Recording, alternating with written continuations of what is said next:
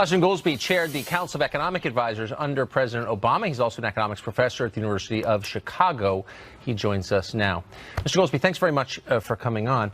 So hey, Tucker, I'll concede, thank you, it's good to see you, and I'll concede at the outset that it's easy to see how this could wind up slowing the U.S. economy. They're, of course, a huge trading partner with the United States, and tariffs tend to do that.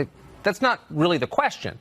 The question is it worth it? Is this a crisis sufficient that we need to act in our own defense? And so I would ask you, do you think illegal immigration is a crisis in this country? Well, the first part of your question does not make logical sense to me, and maybe you could explain it to me better, which is, if you take an action which hurts yourself, how is that getting something done? Well, it's very simple. So if the United States is attacked, as it has been, occasionally over time, on 9/11, for example, yes, or Pearl Harbor, shooting oneself is not a self-defense. No, the response costs money, and of course, there's a great economic cost to war, right? To actual hot wars. There's always an economic cost to the response, but your sovereignty and your long-term interests sometimes demand it.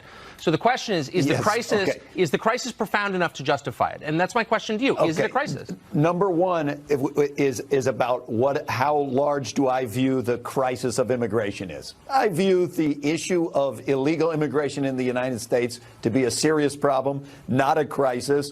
I view that the action taken by the Trump administration pretty clearly violates the law, and you saw Peter Navarro there trying to rationalize something that has never been done. We have never used the Emergencies Act to go around the clear statement in Article 1 of the Constitution that says tariff policy in the United States is determined by Congress, not the president.